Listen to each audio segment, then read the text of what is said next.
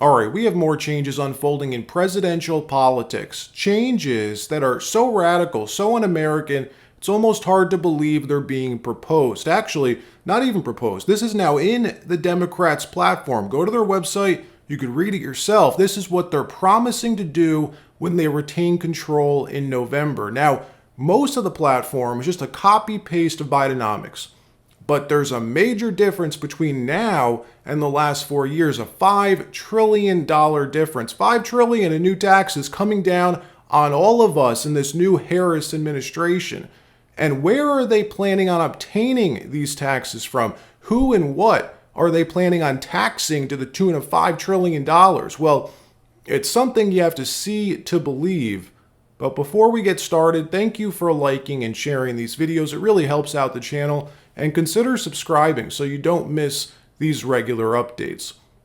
So back in 1848, a German journalist who called himself an economist and a philosopher, a man often referred to as the father of communism, proposed how unstable capitalism is, preaching how it would lead to all sorts of crises that would increase unemployment, and he said eventually lead to revolution. This man, thought of in liberal circles as a brilliant thought leader, went on to write, "The theory of communism may be summed up in a single sentence: the abolition of private property." Now, who is this? Who wrote that? Karl Marx, who, by the way, grew up as a rich kid in a privileged neighborhood, sent to a prestigious university to become a journalist. Of course he did. Likely never having to work for a living, never built anything in his life, instead spending his time writing about the injustices of capitalism, how all property, he said, should be communal, shared, not owned by individuals. "Workers of the world, unite. The only thing you have to lose are your chains," he wrote. Well, 160 years later, his writings have gone mainstream. 50 years ago, Americans scoffed at these types of ideas, looked down on countries that embraced them. The Soviet Union, for instance, was a huge fan of Karl Marx. Before the wall fell, 38% of Russians polled thought of him as brilliant. Today, those numbers plummeted down to 3%. So why then? Why was Marxism thrown to the trash bin of history in Russia, but here in America it's on the rise? Because Russians actually tried it. They lived under a socialist regime. They know it doesn't work. But you know who doesn't agree? Our ruling class. People like Hillary Clinton, Barack Obama, even Kamala Harris's father have all praised Karl Marx's ideas. Yes, the vice president's father believes wholeheartedly in Marxism. If you didn't know, her dad's a Stanford economist, and he assisted on Jamaican monetary policy, pushing policy straight out of Karl Marx's books. You don't hear much about this, by the way. The Washington Post did a deep dive into it the other day. They tried to water it down, throw cover for him, but even they admit he's a Marxist. Now, that doesn't mean Kamala believes the same things as her father. You can't help what your parents believe. But if she does, we need to know. That's the question, folks. What does Kamala Harris believe? What will she do when elected? Will she do stuff like this? Watch. "I will snatch their patent so that we will take over." And yes, we can do that. Yes, we can do that. Yes, we can do that. The question is, do you have the will to do it? I have the will to do it. That's her 4 years ago campaigning to be the Democratic nominee, discussing the government takeover of private company patents. "I will snatch their patents so that the government will take over." This is what you don't want in an American president. That clip, it's as Stalin-esque as you can get. The government coming in and quashing private enterprise, privatizing ideas and industry. I haven't heard her say that this time around, but we did just learn something new. Just as bad, just as dangerous, if not more so, in my opinion, her new $5 trillion tax plan. The DNC just held their convention, right? Which, by the way, was hilarious. The largest group of Karens you could imagine, all convened and squeezed together in a single place. Boy, does that sound like fun. Well, before the convention began, they published their party platform. Here it is for the world to see on Democrats.org. The Democratic platform. Every 4 years, Democrats from across the country join together to craft our party's platform. The platform's created to uplift working people and write out the values that will guide our party for years to come. That's what the party platform is. It's a plan, a guide for the policies and the vision that all party members, all Democrats must get behind. Doesn't matter if you agree or not. If you're a Democrat, this is what we're working toward. Now, what's funny about this is 90% of it, this new party platform, was just copy-pasted. Take a look at this. They forgot to replace President Biden with Kamala Harris in President Biden's second term, during President Biden's second term. Anyways, like I said, most of this is just copied from Biden's policies, a copy-paste of Bidenomics. But in the middle of it, buried inside, are two new policies: regulating price gouging with government price controls, and a new Democrat tax plan, which includes an unrealized gains tax. What the hell is going on? The New York Times did a thorough review of the plan, really breaking it down. Check this out. What we know about Kamala Harris's $5 trillion tax plan so far. Vice President Kamala Harris this week quietly rolled out her most detailed, far-ranging proposal yet. Nearly $5 trillion in tax increases over a decade. Here's an overview of what we now know. Chief among them is raising the corporate tax rate to 28% from 21%, which is bad enough, but wait for it. Here comes the juicy stuff.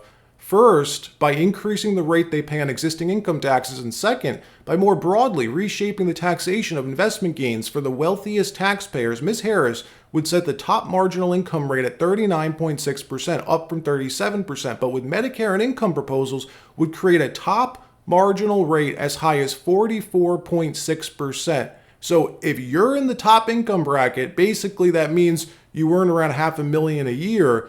You now owe the federal government 45% of your earnings. That doesn't include state income tax, by the way. So if you live in California, you're looking at the government taking a combined 60% of your annual earnings. I would call this theft, plain and simple, but it gets worse. She's also imposing an unrealized capital gains tax. The New York Times writes, people with more than $100 million in wealth would have to pay at least 25% on a combination of their income and their unrealized capital gains. This would mean, folks, you would owe money on your unrealized gains. You would owe the government money on April 15th every year before you earned any money. This would be the stupidest idea I've ever heard. Fundamentally un-American, dangerous policy. Terrible for the future of our economy. And I'll explain why, and why when they do this, you should think about leaving the country. No joke, if you fall into the bucket of having your unrealized gains taxed, really consider it, because a lot of smart people will. They may start with $100 million in wealth, but where do you think they're going from there? They're going to keep lowering it and lowering it. And if you're not following what this means, let's say today you invest $1 million in the stock market, right? In some S&P index fund today, on August 24th, you invest $1 million in the stock market. And at the end of the year, on December 31st, if your investment's now worth, let's say, $1.2 million, you'd be taxed on that $200,000 unrealized gain. Even though you've never sold out of your position, you would still owe the government money. Presently, you're taxed on your realized gains, what you actually sold. The assets that you sold, realized your gains is what you're taxed on. It's been that way since time immemorial. What happens if on January 1st, the first day of 2025, the S&P crashes and your 1.2 mil falls to 800,000 and you still own it? Do you still owe tax on that 200,000? Yes, you do. It's a new year. It doesn't matter. You had unrealized gains of 200K in 2024. This is the dumbest idea I've ever heard. And that scenario I just laid out, it's only scratching the surface. Taxing unrealized gains would create all sorts of problems. So why do it? Why even propose something so absurd? Well, keep in mind, these are the people who come up with this sort of thing. Watch this clip of Kamala and Biden's Commerce Secretary this week. Watch this. When you hear that, do you potentially think that this new numbers could be a liability for this campaign? No, when I hear that, first of all, I don't believe it, because I've never heard Donald Trump say anything truthful. It is, though, from the Bureau of Labor. I'm not familiar with that. She had no clue that almost 1 million jobs that the Harris-Biden administration claimed to have created don't actually exist. This is coming from government data, folks, out of her own department. The Labor Department released this data. Look, what would likely happen when they do this is a massive capital drain out of the U.S., triggering a mass sale of U.S. assets. Wealthy Americans would sell their assets, lock in the current capital gains tax, take their capital and relocate elsewhere, some other country who doesn't penalize success. And it doesn't end there.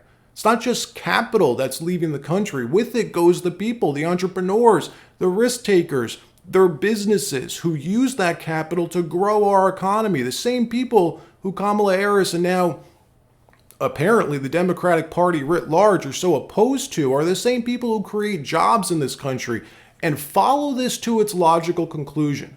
Once the Harris administration sees all of our greatest companies and entrepreneurs pulling up stakes and leaving, what's their next move? They wouldn't be able to let it happen. It would crush the economy. I don't know. Would she nationalize certain companies, the big ones that we can't afford to lose, which she could technically do if they control Congress? Now, look, all of this sounds absurd and far-fetched. I agree. It's ridiculous, but it's what they're proposing. Now, do I think it will happen? No, I don't. But then again, I never thought the government would impose lockdowns on 300 million people or arrest you for going to the beach. Crazy and ridiculous things seem to be happening a lot these last few years. The good news, though, to do this, she would need to win in a landslide in November. The Democrats would need to have control of the House and the Senate. And right now, the honeymoon period's over. It's ended. The polls are showing Trump is leading again in critical swing states, and the betting markets have flipped. Check this out. Last week, Polymarket had Kamala with a 5-point lead. Polymarket now has Trump leading by 3 points. And this is more accurate than the polls, folks. What this is showing is a real, genuine representation of the people. Just like how the stock market's a weighing machine, right? Eventually finding the true value of a company. Polymarket does that with elections in this case, showing what the majority of people believe in real time. As new revelations arise, the people's perception of the race changes.